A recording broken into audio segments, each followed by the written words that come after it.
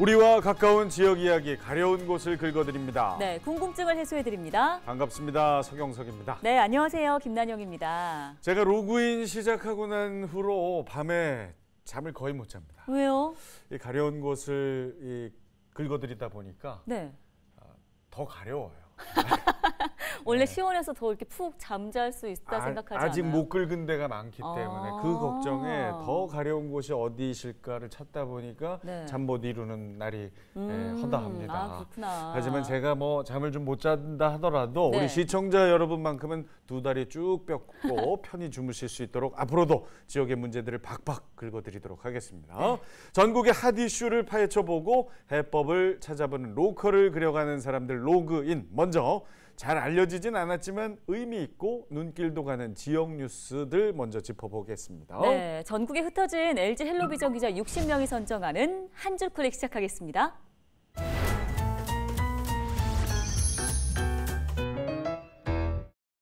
네, 오늘의 첫 번째 한 줄 클릭 키워드 청학동 엽기 서당입니다. 아니 엽기 토끼가 좀 유행했던 때가 있었는데 엽기 서당은 또 뭡니까? 네, 참 경남 하동 청학동의 한 서당 이야기인데요. 이곳에서 온갖 엽기적인 행각이 벌어졌습니다. 검찰은 청학동 서당에서 또래에게 체액과 소변을 뿌리고 이걸 먹인 혐의 등으로 재판에 넘겨진 10대 2명에게 징역 5년에서 7년을 구형했고요. 이 서당의 훈장도 제자들을 학대한 혐의로 함께 구속됐습니다. 이게 뭐 다시 입에 담기도 어려울 정도로 그야말로 엽기적인 행위가 그것도 서당에서 일어났다는 그러니까요. 게 참 네. 믿겨지질 않습니다. 학교 폭력, 서당 폭력 반드시 뿌리 뽑아야겠습니다.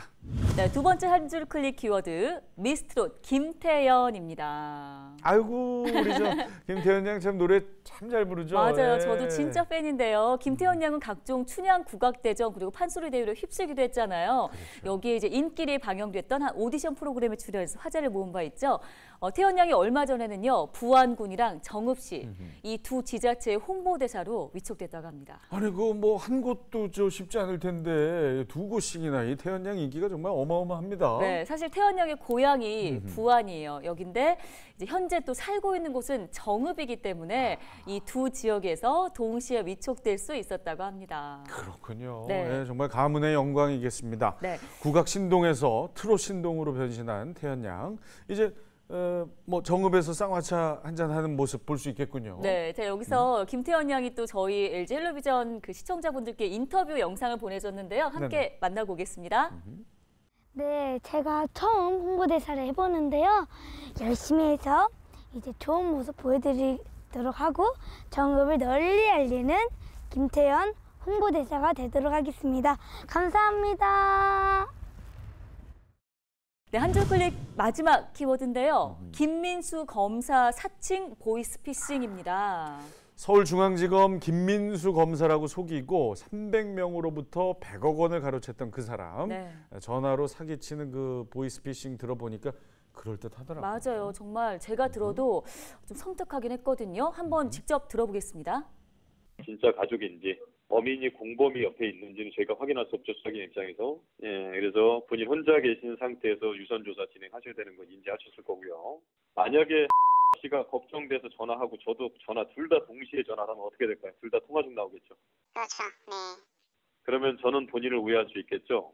그래서 가만히 기다리라고 하시는 거예요. 지금 현 시간부터 사건이 끝나는 시간까지는 검사라는 호칭을 하지 않을게요. 보안 유지 때문에 호칭을 선생님으로 통일할게요. 이런 수법으로 다가오니까 많은 분들이 속을 수밖에 없죠. 특히 그 네. 취업준비생 한 분이 참 안타깝게도 극단적인 선택을 했지 않습니까? 네, 맞아요. 그래서 피해자 가족들은 범인을 꼭 좀 잡아달라며 청와대 청원을 올리기도 했었잖아요. 아니 나잖아요. 범인을 꼭 잡아야 할 텐데요. 네. 잡혔어요. 잡혔어요? 네, 이미 오호. 잡혔는데요. 예. 부산경찰청 강력범죄수사대 이지환 경사가 이 범인을 붙잡았습니다. 공을 인정받아서요. 1계급 특진에 영광을 안았는데요. 이지환 경사는 피해자 가족들의 상처가 조금이라도 치유되기를 바란다는 소감을 밝혔다고 하네요. 정말 대단한 일을 해내셨습니다. 자, 날로 지나가는 보이스피싱 완전히 뿌리 뽑을 때까지 앞으로도 많은 노력해 주시길 바랍니다. 네, 자 지금까지 한 줄 클릭이었습니다.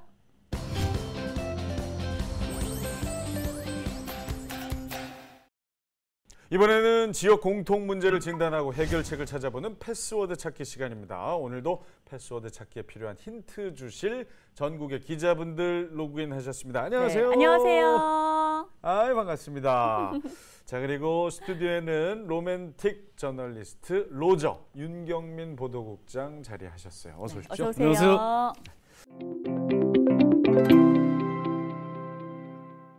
오늘도 지난주에 이어서 전국적인 쓰레기 대란에 대해서 이야기를 나눠보려고 합니다. 지난 시간이 정말 모자랄 정도로 이 쓰레기 매립지를 둘러싼 지역 갈등이 대단히 심각했었죠. 전국 쓰레기산의 현황에 대해서도 저희가 들어봤었는데요. 사실 가장 근본적인 해결 방안은 쓰레기를 줄이는 게 아닐까 싶습니다. 서경석 씨는 생각해 보실 때 쓰레기를 줄이는 가장 좋은 방법 뭐라고 보세요? 이건 뭐 뻔한 얘기 같지만 안 쓰 안 버 아니겠습니까? 안 쓰고 안 버리기.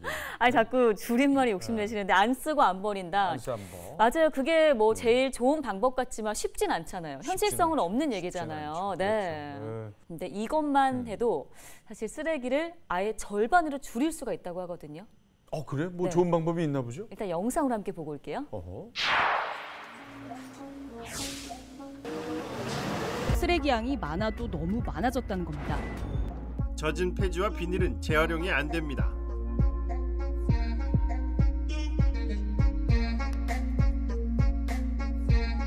돈 주고 버려야 할 생활 쓰레기가 손쉽게 발견됩니다. 다른 재질을 분리만 해서 배출해도 재활용률은 높아질 수 있다고 합니다.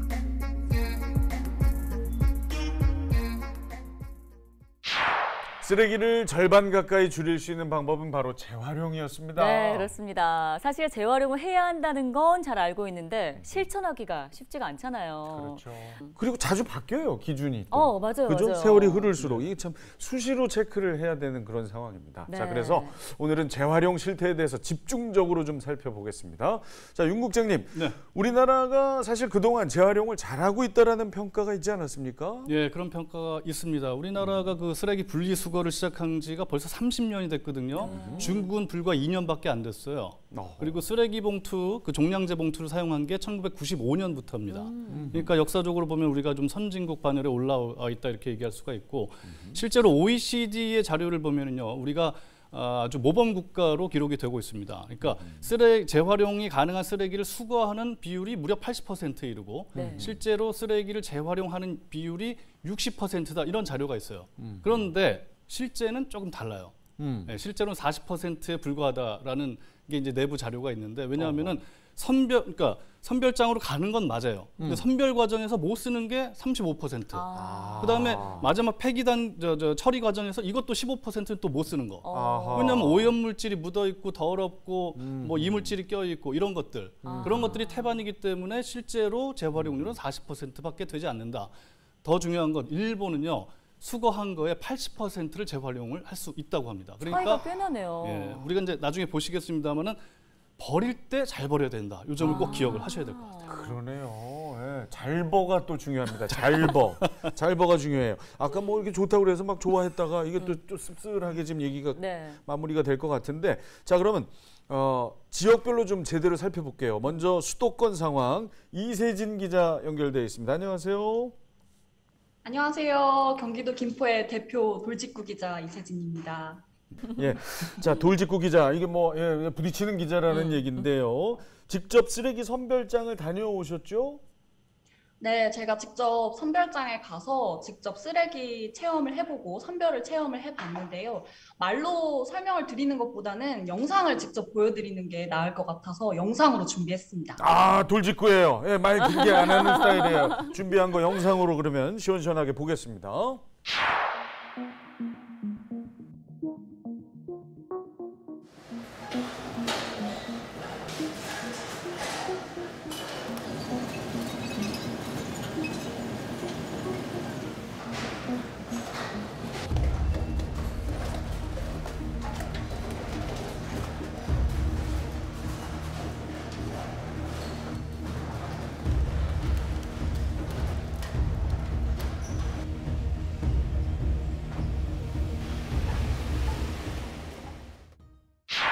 야, 이 선별장에서 일하시는 분들 모습은 제가 처음 마주했는데요. 진짜 고생 많으시네요. 네, 매일매일 계속 이제 쓰레기가 밀려오니까 네. 업무량도 상당할 것 같은데, 자, 이세진 기자, 현장에서는 어떤 점을 가장 힘들어하나요?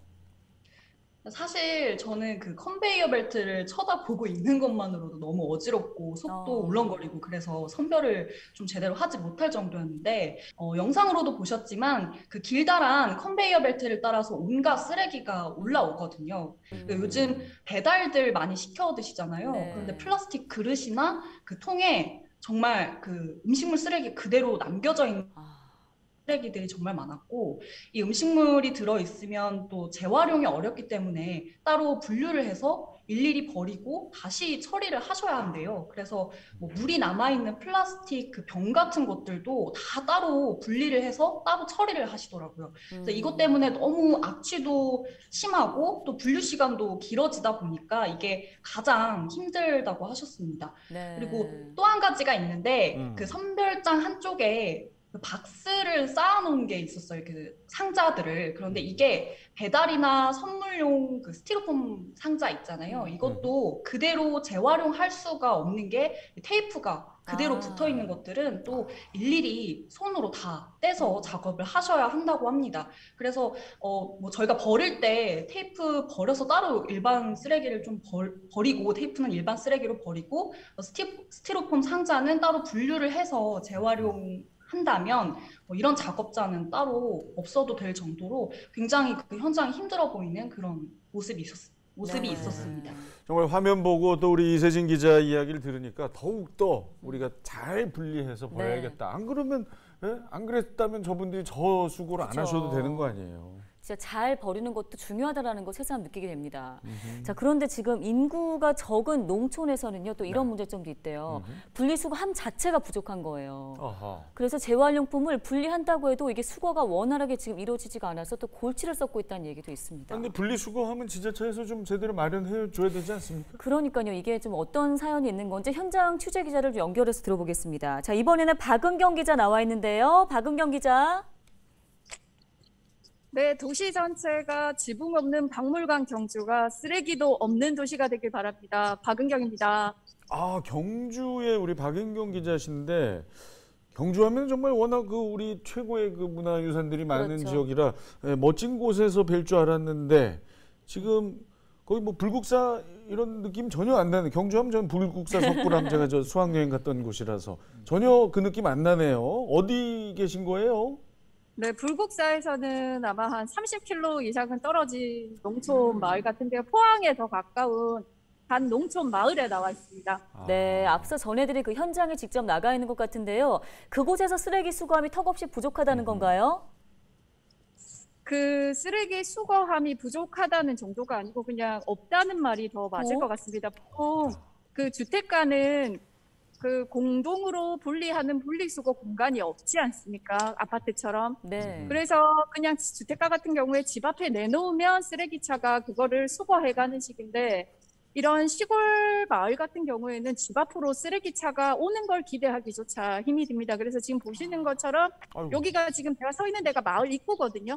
마을 입구에 이렇게 쓰레기를 모아놓으면 일주일에 한 2-3번씩 쓰레기차가 와가지고 한꺼번에 그냥 뭐 캔이고 플라스틱이고 종이고 다 그냥 한꺼번에 모아서 한 달에 한 번씩 정도 내놓는 시기라서 좀 분리수거가 제대로 안 되고 있는 상황입니다. 주민들의 불편이 정말 어마어마하겠습니다.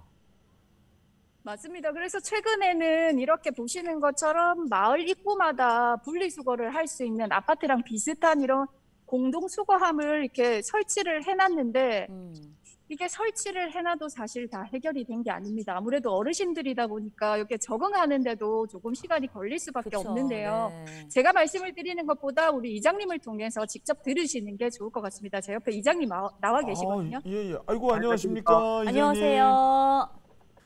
여기는 경주시 북당 이장 손성락입니다.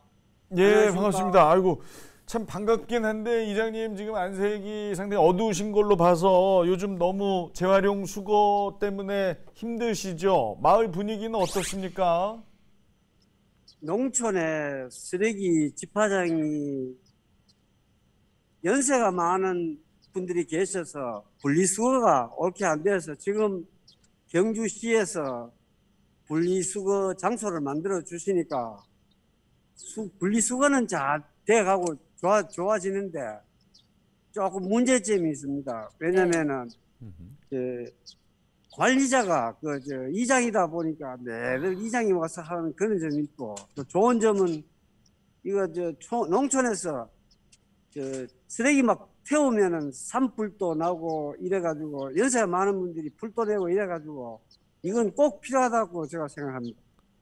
예, 좋은 점도 있고 또 아직 좀 부족한 점도 있고. 자, 이 기회를 이용하시면 좋을 것 같은데요. 지자체 바라는 점 한 말씀 해주십시오. 지자체 제가 바라는 거는 이제 관리자를 다니면서 한 사람 한 군데서 둬야만 이게 관리가 되지. 이장이 이걸 계속 관리하려니까 좀 어렵습니다. 현실적인 얘기세요. 이장님 네. 표정에서 지금 읽을 수가 있습니다. 많이 지금 힘들어하시고 피곤해. 이장이 업무가 어마어마하게 많기 많은 일 때문에 하시잖아요. 네. 이것까지 하시려면 아마 쉽지 않으실 거예요. 하여튼 이장님의 바람이 지자체에 전달되기를 진심으로 응원합니다. 네. 오늘 함께해 주신 이장님 감사합니다. 수고하십시오. 네. 자, 수고해 주신 우리 박은경 기자께도 감사의 말씀을 드리고요. 야, 근데 이게 심각하네요. 네. 이 참 현장을 연결해 보니까 더 피부에 와 닿는데, 우리 보도국장님, 이상하게 그 코로나19로 일회용품 사용량은 늘었는데 실제 쓰레기를 재활용할 수 있는 양은 줄어드는 그런 현상이 나타났다는 이야기. 이거 왜 그런 겁니까? 그렇죠. 뭐 배달 음식 많이 시켜 먹죠. 그다음에 이제 인터넷 쇼핑 많이 하니까 재활용이 가능한 쓰레기는 점점 늘어나는데 생각해 보세요. 수요와 공급의 법칙 있지 않습니까? 그런 폐지라든가 어떤 재활용이 가능한 쓰레기들이 늘어나니까 그걸 사는 사람 입장에서는 공급이 늘어나는 거잖아요. 수요는 정해져 있는 거고. 그러니까 가격이 떨어지는 거죠. 떨어지다 보니까 폐지 줍는 왜 노인분들 계시는데 하루 종일 동네 돌아다니면서 폐지 주어봐야 10,000원 벌기 힘들다라는 겁니다. 그리고 이 폐지를 모아서 이제 처리를 하려고 그러잖아요. 30%는 또 못 쓰는 거예요. 그러다 보니까 이 재활용이 가능한 쓰레기는 늘어나지만 그럼에도 불구하고 정작 재활용을 할 수 있는 쓰레기는 또 정해져 있고 줄어든다. 이런 거죠. 구조적인 문제가 좀 있습니다. 그런 문제가 있군요. 자, 분리수거가 안 되는데 단지 이 특정 동네 이야기만은 아닐 것 같습니다. 안 되는 것이. 자, 그럼 부산의 현황을 한번 좀 알아볼게요. 차선영 기자 연결돼 있습니다. 안녕하세요. 네, 분리수거의 달인이 되고 싶은 부산의 차선영입니다. 네, 그렇게 달인 되셔야 되는데 어떻게 분리수거 잘 되고 있습니까, 부산은? 네, 얼마 전 저는 부산 해운대구에서 이 재활용 분리수거 실태를 점검하는 현장을 동행했었는데요. 겉으로 보기에는 깔끔했는데 이 속을 들여다보니 조금 달랐습니다. 특히 올해부터는 일반 플라스틱과 이 투명 페트병을 구분해서 버려야 하는데요. 이 투명 페트병을 일반 플라스틱에 버리거나 이 투명 페트병의 상표를 제거하지 않고 버리는 경우도 많았습니다. 분리 배출의 기본이라고 할 수 있는 이 비우고, 헹구고, 분리하고 또 썩지 않는 것 기억하시면 좋을 것 같습니다. 네. 그래요. 야, 그런데 이게 쓰레기를 저렇게 버린 사람들만을 비난할 수 없는 게 몰라서 못하는 경우가 상당히 많거든요. 평소 잘 하고 계신 거 맞아요? 저를 뭘로 보시? 저는 제대로입니다. 칫솔. 예? 뭐요? 칫솔은 뭐에 해당돼요? 칫솔요? 차선영 기자, 칫솔은 뭐에 해당되나요? 플라스틱 네, 알려드리겠습니다. 좀 서경석 씨 분리수거 잘하신다고 하니까 좀 믿고 제가 몇 가지 문제 내도 될까요? 왜 이런 식으로 제가 지금 공인중개사 시험에도 지금 많이 지쳐 있거든요. 이런 걸 또 시험 봐야죠. 봐야 됩니다. 맞습니다. 해보세요. 네, OX로 대답해 주시면 되는데요. 제가 몇 가지 좀 준비를 해봤습니다. 이 노끈 보이시나요? 네네. 네. 1번 문제 나갑니다. 이 노끈은 비닐로 분리수거할 수 있다. 노끈을 분리수거할 수 있다. 저는 할 수 없다. 저도 X. 네. 우리 기자분들도 같이 하시는군요. O도 한 두세 분 계시고. 국장님도 같이 X. 했어요. 국장님 O요. 국장님이. 차선영 기자, 정답은요? 네, 정답은 노끈은 분리수거가 불가능합니다. 답은 X인데요. 이 노끈은 비닐뿐만 아니라 이 타재질과 혼합이 되어 있는 경우가 많기 때문에 이 재활용이 안 되고 종량제 봉투에 넣어서 배출해야 한다고 합니다. 그렇군요. 네. 야, 이거 어렵네요. 네. 또 준비한 게 있나요? 네, 이번 질문 드리겠습니다. 이 영수증 보이시나요? 네. 이 영수증이나 사진, 이 스티커 같은 경우에 쓰레기로 많이 배출을 하잖아요. 종이로 분리수거가 가능하다. 영수증, 형광물질 때문에 안 되나 봐요. 사진, 스티커. 네. 네, 종이로 분리수거가 가능하다. 네. 저희는 X. 가능하지 않다. 네, 우리 스튜디오는 다 X인데요. 기자분들은 네. 의외로 O가 많습니다. 한 4-5분. 네, 정답은 뭔가요? 네, 진짜 서경석 씨 굉장히 분리수거 잘 하고 계신 것 같습니다. 모두 재활용이 불가능합니다. 영수증이나 코팅된 종이류, 사진 스티커 등도 모두 재활용이 불가능한데요. 앞서 말씀드린 것처럼 종이와 다른 재질과 혼합되어 있기 때문에 일반 쓰레기로 분류해서 종량제 봉투에 버려야 합니다. 네. 저 분리수거사 시험을 볼까 봐요. 공인중개사 지금 잘 안 되고 있는. 하나 더 남은 거 있어요. 아직 지금. 또 있어요? 네, 네. 마지막 문제 한 가지 더 내주시죠. 네, 드리겠습니다. 이거 보이시나요? 예, 그 네. 사과, 과일 그 싸는 거 배. 네. 네, 과일 완충제라고 하는데요. 완충제. 이 과일 과일 완충제라고 완충제는 그러는구나. 네. 스티로폼으로 분류해서 분리수거하면 된다. OX. 자, 과일 완충제 이건 스티로폼으로 분류가 된다. 저는 O요. 아유, 저 기자분들 박빙입니다. 거의 50대 50으로 O와 X가 나뉘고 네. 있어요. 자, 정답은 네, 과일 완충제 역시 재활용이 불가능합니다. 분리수거가 불가능한데요. 이 종량제 봉투에 버려야 합니다. 하지만 이 과일 완충제와 비슷한 역할을 하는 깨지기 쉬운 물건을 포장하는 일명 뽁뽁이라고 하잖아요. 네. 이 뽁뽁이는 재활용이 가능하다고 합니다. 그냥 다 X로 찍으신 거 아니에요? 아니에요. 제가 다 관이 있어요. 제가 그래요? 분리수거 관을 가지고 사는 사람. 어쨌든 몰랐던 사실을 지금 알게 된 꿀팁 정보 시간이네요. 아니, 근데 지금 뭐 이게 맞췄다고 좋아할 게 아니라 이렇게 헷갈릴 정도로 분리수거가 간단하지 않다는 거죠. 그렇죠. 네. 제대로 우리 국민 여러분이 알고 계셔야 되는데, 자, 그런가 하면 경남에서는 아이스팩을 잘 재활용하기로 또 소문이 났다고 합니다. 네, 이제 날씨가 더 더워지고 있잖아요. 아이스팩 사용할 일이 많아지는데요. 네. 경남에서는요, 이분들을 만나면 아이스팩이 공짜래요. 그건 또 뭔 얘기죠? 화면으로 먼저 만나보시죠.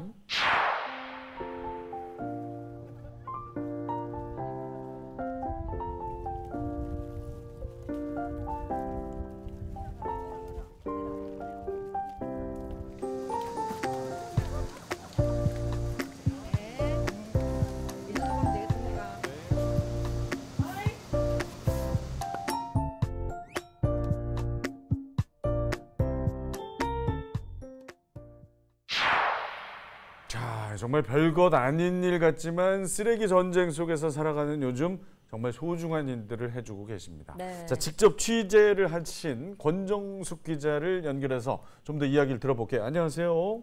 안녕하세요.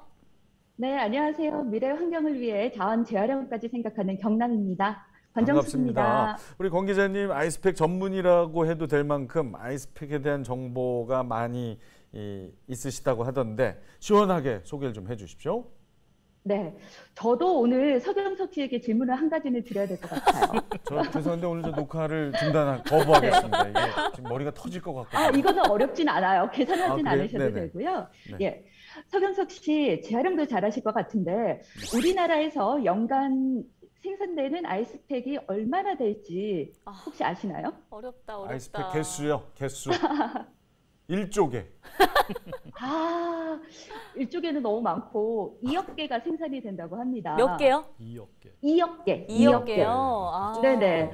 이게 억 단위가 되니까 사실 저는 이 물량이 얼마나 많은지까지 감이 오진 않는데 어마어마하게 많다는 거는 조금 알 수가 있을 것 같아요. 그래서 제가 몇 개를 준비를 했는데 일단 예시로 이렇게 보면 젤 형태로 된 말랑말랑한 이런 형태가 있고요. 네. 또 하나는 물 100% 물이라고 돼 있어요. 물로 된 이렇게 용도 한 2가지 형태가 좀 있습니다. 그런데 물 형태는 괜찮은데 문제가 되는 게 이렇게 말랑말랑한 젤 형태로 된 아이스팩이 문제거든요. 왜냐하면 이게 보면 뭔가 이렇게 나오죠.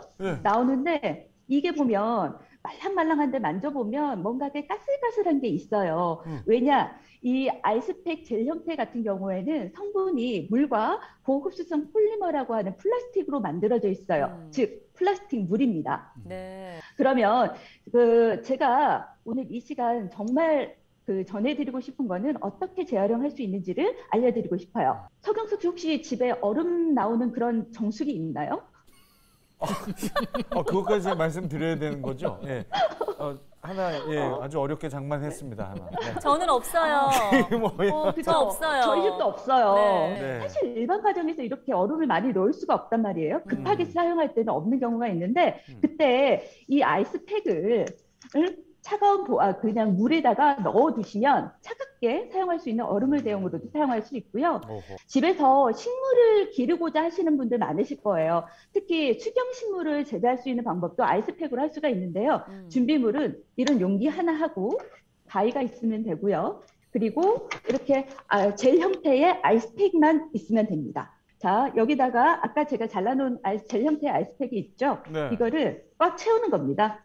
어느 정도 찼어요, 여기에. 꽉 찼어요. 자, 이거를 눌러주시죠. 그리고 어떻게 하느냐? 꽂아주시면 끝. 또 한 가지가 더 있는데 너무 많죠. 활용할 거를 너무 알려드리고 싶어서 그러는데요. 제가 젤 형태의 그 아이스팩을 다시 한 번만 뜯겠습니다. 네. 자.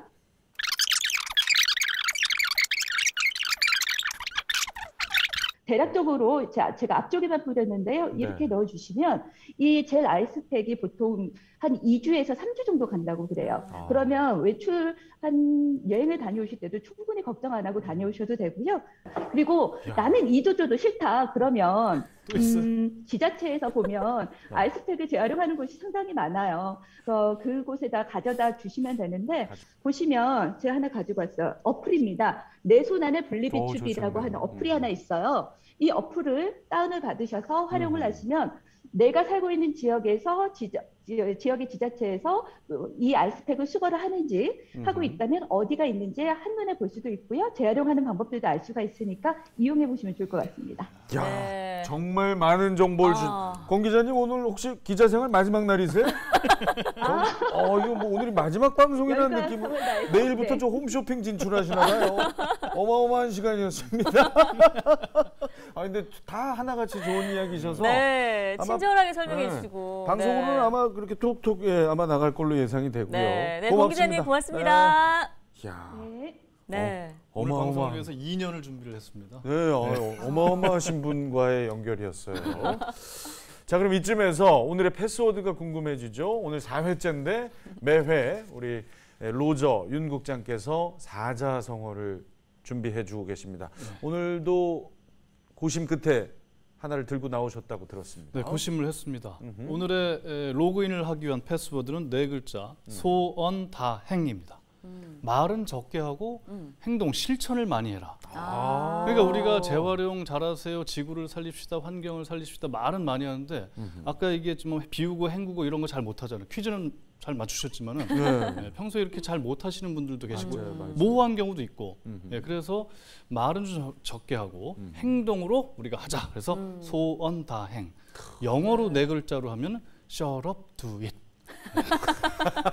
우리말로 4글자로 하면 맞네요. 닥치고 해. 와, 오늘 저 사자성어의 사자 영어까지 shut up, do it까지. 네네, do it. 우리말로 순우리말로도 닥치고 해. 와, 완벽하십니다.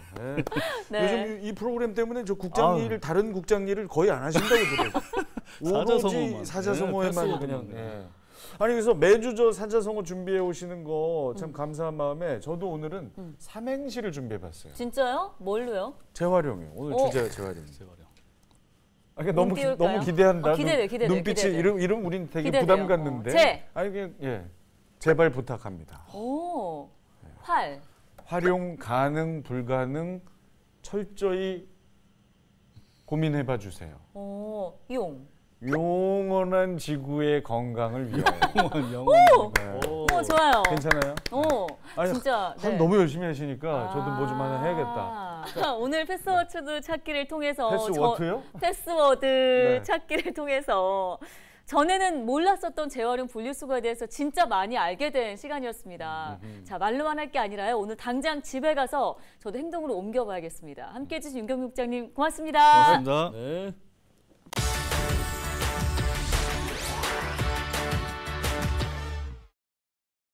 전국의 핫플레이스를 찾아가는 동네가 뜬다 시간입니다. 네, 오늘도 골목길 경제학자 모종린 교수님 함께하셨습니다. 안녕하세요. 안녕하세요.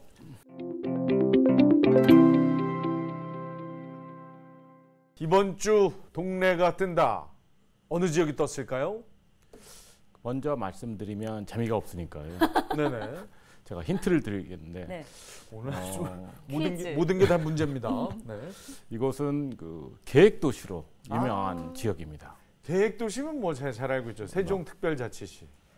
세종시 계획도시 맞습니다. 네. 네. 그런데 아쉽게도 정답은 틀리셨습니다. 아니에요. 아니에요? 한 번 더 힌트를 드릴게요. 2010년에 세계 도시가 통합된 곳입니다. 아, 오늘도 제가 맞춥니다. 뭐예요? 마창진, 창원. 맞습니다. 아. 오늘 동네가 네. 뜬다는 경남 최대 도시 창원의 거리를 가보겠습니다. 네. 창원 아까 우리 저 김나영 아나운서 말대로 마산, 진해, 창원 세 지역이 통합된 곳이죠. 네, 맞습니다. 창원에는 진해 군항제가 열리는 벚꽃거리만큼 아름다운 경관을 볼 수 있는 거리가 있는데요. 네. 창원 가로수길 먼저 영상으로 만나겠습니다. 마산과 진해를 아우르는 경남 최대의 도시 창원. 동네가 뜬다. 네 번째 동네를 찾아 창원시 의창구로 향했는데요. 창원 사람들에게 용호동 카페거리라고 통한다는 이곳. 이 지역에선 데이트 코스로도 유명한 창원 가로수길입니다. 아니 그런데 가로수길하면 신사동 가로수길 아닌가요? 놀라지 마시라. 600여 미터에 불과한 신사동 가로수길에 비해서 무려 5배 이상 긴 총거리 길이만 3.3km에 이른다는데요. 630여 그루의 메타세콰이어가 하늘 높은 줄 모르고 쭉쭉 뻗어있는 모습이 정말이지 예술이네요. 특히 사계절마다 달라지는 풍경으로 감탄을 자아내는데요. 창원 중심 상권답게 복작복작 개성 강한 카페나 레스토랑, 각종 숍들로 도시의 거리가 자연과 함께 어우러진 느낌이죠. 창원 가로수길의 숨은 매력을 찾아서 동네가 뜬다에서 지금부터 본격적으로 탐구해 보겠습니다. 야, 가로수길은 압구정에만 있는 줄 알았는데요. 창원에 더 크네요. 네. 네, 아주 멋있고요. 이 원조 자리가 위태위태하겠는데. 네, 도시거리에서 또 느낄 수 있는 분주함에다가 자연이 주는 차분함까지 모두 다 느낄 수 있는 곳이었습니다. 되게 이국적이에요. 그러게요. 해외에 못 나가서 아쉬워하는 분들은 저 길 걷기만 해도 대리만족이 가능할 것 같습니다. 네. 자, 또 다른 명소가 주변에 있다고 들었습니다. 그 호수 용호못이라고 하는데 네. 거기가 자연 호수입니다. 그러니까 호수공원처럼. 거기 가면 뭐 다양한 문화 시설이 있고 거기에 이제 미술관도 거기 다 모여 있는데요. 거기에 이제 밤이면 그 분수에서 야경 뭐 그리고 거기에 그 라이쇼 이런 행사를 많이 합니다. 그래서 거기 사람이 많이 가고요. 여기 전원도시다 보니까 도로가 아주 널찍널찍해요. 그래서 차도도 넓지만 보행로가 한 30m 될 거예요. 시원시원하겠네요. 네, 30m에서 보행로가. 보행로가 그래서 30이면? 삼겹입니다. 삼겹 보행로. 그래서 거기 자전거 길도 있고 그러면 가로수, 그 다음에 보행로, 가로수. 그래서 굉장히 아름다운 도시이기 때문에 도시에 관심이 있으시면 창원에 꼭 가셔야 됩니다. 네, 창원 인근에 사시거나 아니면 창원으로 여행 갈 계획하시는 분들 1+1이잖아요. 이 패키지처럼 창원 가로수길 갔다가 앞서 말씀하신 용지 호수도 함께 방문해 보시면 좋을 것 같습니다. 자, 본격적으로 상권 이야기를 안 할 수가 없죠. 이 일대 상권은 교수님 언제 또 어떻게 만들어지기 시작했나요? 근데 여기가 83년에 개발이 끝났잖아요. 네. 근데 여기 보시면 알겠지만 여기 처음 가신 분의 반응은 이런 단어를 많이 써요. 이국적이다. 외국 같다. 미국 아닌가? 이런 아까 말씀하신 대로 굉장히 외국적인 분위기인데 그 이유는 단독주택으로 조성이 됐습니다. 그러니까 당연히 여기는 구조 자체가 골목상권이 들어가기 좋은 단독 주택 단지입니다. 네. 근데 이제 처음에는 이제 가로수길을 하고 이렇게 나무 그런 거리만 보러 갔는데 2010년쯤에 가게들이 들어가기 시작합니다. 그래서 뭐 빵집, 이탈리안 음식점이 들어가면서 2012년, 13년 때 뜨면 드디어 떴다고 하죠. 그래서 이제 가로수길이 핫플레이스가 됩니다. 자, 그래서 준비했습니다. 창원 가로수길도 직접 구경할 겸 그곳에서 장사를 현재 하고 계신 사장님들을 만나봤는데요. 자, 창원 가로수길의 일상 속으로 가보시죠. 창원 가로수길의 점심시간. 계획도시 특성상 인근엔 관공서들이 몰려있어 이 시간에도 활기가 넘칩니다. 식사를 마친 이들의 나른한 오후를 깨워줄 것을 찾아 한 카페에 들어섰습니다. 이곳은 가로수길에서도 특히 커피 마시기로 소문난 집이라는데요. 커피뿐만 아니라 여름을 앞두고 빙수와 와플도 인기 메뉴입니다. 이곳이 핫플레이스가 된 비결, 모던한 인테리어도 빠질 수 없죠. SNS 사진 맛집답게 어디든지 막 찍어도 감성 가득한 한 컷 건질 수 있는데요. 언뜻 오픈한 지 얼마 안 된 듯 보이지만 벌써 이 자리를 지킨 지가 11년째라고 합니다. 창원 가로수길이 인기를 끌기 전부터 영업을 해왔다는 사장님. 정착했을 당시 그가 기억하는 초기 가로수길은 어떤 모습이었을까요? 너무 지저분했어요. 도로도 엉망이고 좀 벌레도 너무 많고. 뭐 주변에서는 이제 저희 들어오고 나서 좀 30대층, 20대층이 저희 커피를 약간 저도 운 좋게 이제 그런 것에 합류가 돼가지고 주변에서 계속 이제 또 커피숍이 많이 생겼어요. 그래서 거리도 다시. 이번엔 창원 가로수길에서 터줏대감 같은 가게가 있다고 해 찾아 나선 제작진. 이전 카페와는 180도 전혀 다른 분위기인데요. 부부가 사이좋게 운영하는 갤러리 카페입니다. 남편의 퇴직으로 2009년 이곳에 집을 짓고 1년 만에 갤러리로 오픈했다는 이곳. 살아있는 식물, 더구나 좀 까다로운 들꽃을 이렇게 보여주는 공간. 그다음에 그림을 또 같이 이렇게 컬러베이션하고 도자기를 컬러베이션. 그러니까 여기에는 그림과 도자기와 꽃과 차와 이 네 가지가 다 문화잖아요. 이걸 한꺼번에 공유할 수 있는 공간이 그렇게 쉽지는 않거든요. 갤러리 카페인 만큼 그동안 지역 작가들을 초청해 전시회도 해왔다는데요. 사장님 역시 지역 예술가이자 도예가로 활동하고 있습니다. 하지만 최근에 코로나로 힘들어지면서 아르바이트생도 내보내고 직접 가게 운영에 뛰어들었는데요. 그럼에도 가로수길이 좋아서 떠날 수 없다는 부부. 그렇다면 이곳 가로수길을 찾는 사람들은 어떤 매력 때문에 이곳을 찾는 것일까? 예쁜 카페도 많고 거리가 굉장히 예뻐서 나들이 겸 놀러 나오는 게 힐링도 많이 되고 좋은 것 같아요. 초기 창원 가로수길은 카페나 맛집 위주로 상권이 활성화됐지만 요즘엔 공방, 소품샵, 미용실 등 다양한 업종들이 모여 사람들의 발길을 이끄는 곳이 됐습니다. 올해 7년 차를 맞이했다는 이 맞춤 정장샵도 그런 이유로 이곳 창원 가로수길을 택했다고 하는데요. 이쪽 창원 가로수길이라는 동네가 가장 좀 조용하기도 하고 자연이랑 상권이랑 어우러지는 게 좀 마음에 들어서 시작을 하게 됐어요.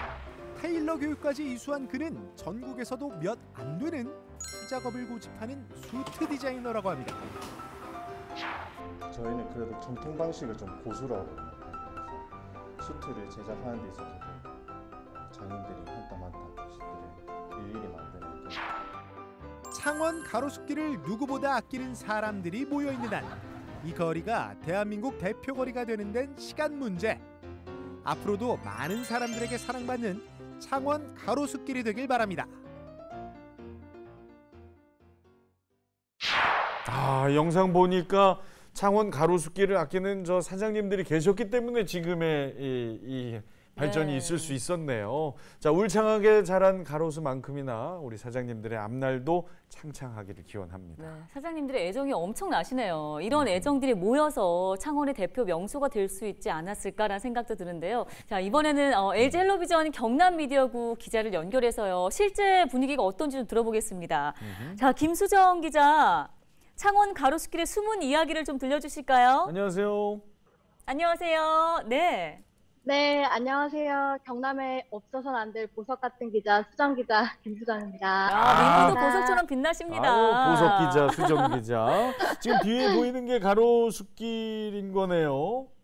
네, 저는 지금 가로수길에 있는 한 카페에 나와 있는데요. 이렇게 지금 커피도 마시고 있습니다. 그 영상으로 가로수길 지금 모습 한번 살짝 보여드리도록 하겠습니다. 네. 잠시만요. 네, 제가 화면을 전환해서 네, 지금 보시는 게 가로수길이고요. 지금 시간이 좀 점심시간이 지나고라서 사람들은 그렇게 많지는 않은데요. 보시는 것처럼 메타세쿼이아 나무들이 이렇게 길게 이렇게 뻗어 있고요. 높이가 엄청나죠. 크기가 한 35m 정도라고 합니다. 이렇게 시원하게 그늘도 만들어주고 있고 이렇게 식당들도 있고 카페들도 있고 이렇게 줄지어서 있는 모습을 보실 수가 있습니다. 야, 진짜 지금 외국 같아요. 응, 근무 시간에 여기서 지금 나와서 커피 한 잔을 즐길 수 있다. 부럽습니다. 실제 여기 좀 자주 가세요, 네. 김수정 기자? 네, 실제로도 자주 오는 길이고요. 예전에 제가 여기로 출근을 하는 길이어서 아침에 회사 가는 길이기도 해서 네, 자주 들렀던 곳입니다. 출퇴근 말고 놀러 간다면 정말 즐길 수 있는, 즐겁게 보낼 수 있는 꿀팁이 있다면 뭐가 있을까요? 네, 이 가로수길이 사실 이렇게 잠시만요. 이렇게 보시는 것처럼 길게 나무로 이렇게 뻗어져 있어서 산책하기가 정말 좋고요. 주변에 이제 그 공원도 있고 호수도 있어서 뭐 아이들 데리고나 또 강아지나 이제 애완견 데리고 이제 산책하시기도 정말 좋고 그리고 맛있는 곳이나 카페 같은 것도 굉장히 많은데 지금 이렇게 화면상으로 이렇게 보시면 초록색이잖아요. 지금 이제 초여름이라서 잎이 초록색인데 가을이면 좀 갈색으로 해서 이렇게 단풍이 좀 물들기도 하고 겨울에는 잎이 떨어져서 이제 또 그 분위기만큼의 또 운치를 내기도 합니다. 그리고 지금 이 메타세쿼이아 나무를 보시면 이게 굉장히 크거든요, 엄청. 그래서 이 둘레를 겨울이면 이제 크리스마스 트리처럼 이 전구를 감아서 이 거리 전체를 그 크리스마스 빛거리로 만들기도 합니다. 그래서 사람들이 이제 사진을 찍으러도 많이 오고 하는 공간이기도 합니다. 야경도 장난 아닐 텐데요. 멋있겠다. 부러워요, 김 기자님. 네? 나중에 꼭 좀 한번 초대해 주시고. 자, 이제 참 즐거운 이야기만 했으니까 조금 진지한 질문 하나 이제 드려봅니다. 창원 가로수길에도 말 못할 사정이 있죠? 네, 맞습니다. 아무래도 이게 주택가가 먼저 만들어지고 상가들이 이렇게 들어서다 보니까 아무래도 주차 민원이 굉장히 많은데요. 이 주말에 또 사람들이 많이 몰리면서 이웃에서 이제 실생활 하고 계시는 분들이 주차 민원을 좀 많이 제기를 하고 계십니다. 그리고 또 여름이면 이렇게 야외 테라스에서 마시는 분들도 많이 계셔서 이제 뭐 고성방가나 이렇게 하시는 분도 계셔서 소음 민원도 좀 굉장히 많이 제기를 하고 있습니다. 사실 그 창원 가로수길이 뭐 이렇게 주차나 소음 또 뭐 안 좋은 문제들이 좀 있기는 하지만 그런 문제들보다는 좀 좋은 점이 더 많은 공간이니까요. 많이 놀러 오셨으면 좋겠습니다. 네. 그래요. 자, 김수정 기자 계속 후속 취재 부탁드리고 커피 한잔 하시고 이제 얼른 복귀하세요. 감사합니다. 네. 제가 마치 좀 국장처럼 얘기. 감사합니다. 네, 자 이제 교수님 마지막 해시태그 정리만을 남겨두고 있는데요. 우리 동네 같은 데 동뜬에서 해시태그 줄이는 재미가 쏠쏠합니다. 오늘 준비하신 건 어떤 게 있을까요? 여기 어려웠는데요. 그 우리가 이제 창원이라고 부르지만 사실 세 개 도시가 합해져 있는데 그 마산 진해는 굉장히 오래된 도시고 항구 도시잖아요. 그래서 이제 볼거리가 많아요. 근데 창원하면 사람들이 거기 뭐 하느냐 재미없다 뭐 이렇게 얘기를 하는데 창원도 이제 벌써 50년 가까이 되니까 여기도 이제 어떻게 보면 도시 자원이 어떻게 보면 시간이 쌓였다 했을 때 그러면 미래 창원의 어떤 그 건축 자원이 뭔가 했을 때 저는 단독주택이라고 생각합니다. 그래서 오늘의 해시태그 단독주택 창원의 최대 자산. 단주창 최자. 이상하다 좀. 네. 이상하다 좀, 그렇죠? 네. 오늘 거 좀 이상한데요. 무리수예요. 네, 근데 진짜 코로나 때문에 단독주택 인기가 요즘 되게 높아졌다고 들었어요. 층간 소음이 있다 보니까 네, 집에만 많이 머무르게 되면 층간소음으로 고생하시다 그렇죠. 보니까 네, 차라리 단독주택 이사 가고 싶다는 얘기를 주변에서 꽤 많이 하더라고요. 그렇게도 또 연결이 되네요. 네. 그럼요. 그래서 창원이 이제 단독주택을 경쟁력으로 더욱 발전하기를 기대해 봅니다. 네, 알겠습니다. 자, 다음 주 동네가 뜬다는 또 어디일지 기대해 보면서 오늘 말씀 고맙습니다. 고맙습니다. 새벽에 전화가 와서 가슴이 철렁 내려앉았거든요.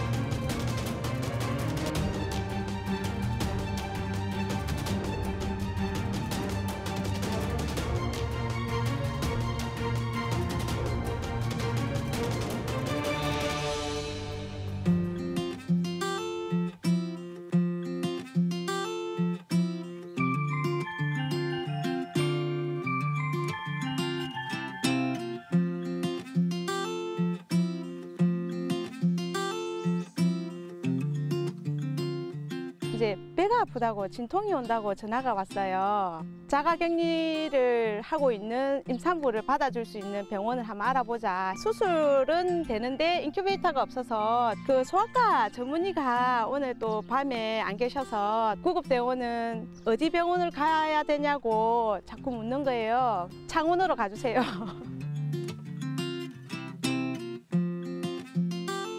제가 중심을 잡고 있어야 되니까 병원에서 받아줄 겁니다 하고 이제 출발시켰죠. 계속 통화를 하다 보니 이제 다행히 기적적으로 가능하다고.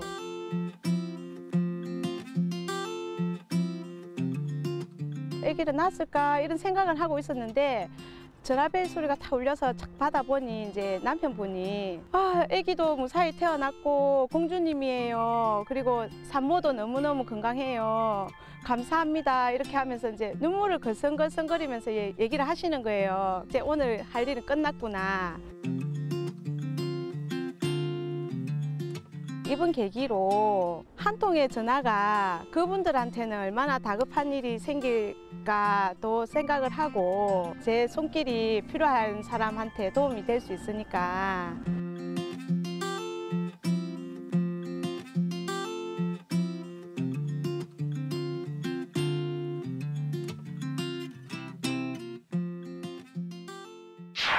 새벽 4시에 그것도 자가격리를 하던 산모의 진통.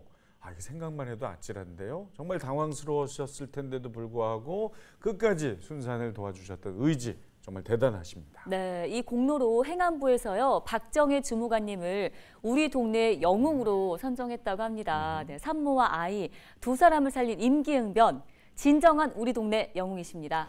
24시간 밤낮 없이 바쁘게 일하시는데도 막말이나 욕설 섞인 각종 민원 때문에 마음이 상하고 힘드실 때가 많으시답니다. 우리 동네 영웅들이 더욱 힘내서 열심히 일하실 수 있도록 애꿎은 민원 대신에 여러분의 진심 어린 응원과 격려가 필요할 것 같습니다. 네, 오늘 로그인에서 전해드릴 이야기는 여기까지입니다. 벌써 또 로그아웃이? 네, 벌써 됐어요. 진짜 시간이. 퇴근 진짜 칼같이 하시는 거예요. 네?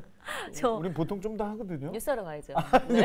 뉴스 때문에 알고 이해합니다. 네네. 네. 그쪽도 로그인 해야죠. 네. 자, 아쉽지만 여기서 인사드리고요. 다음 주 로그인도 잊지 말아주십시오. 네, 시청해주신 여러분 고맙습니다.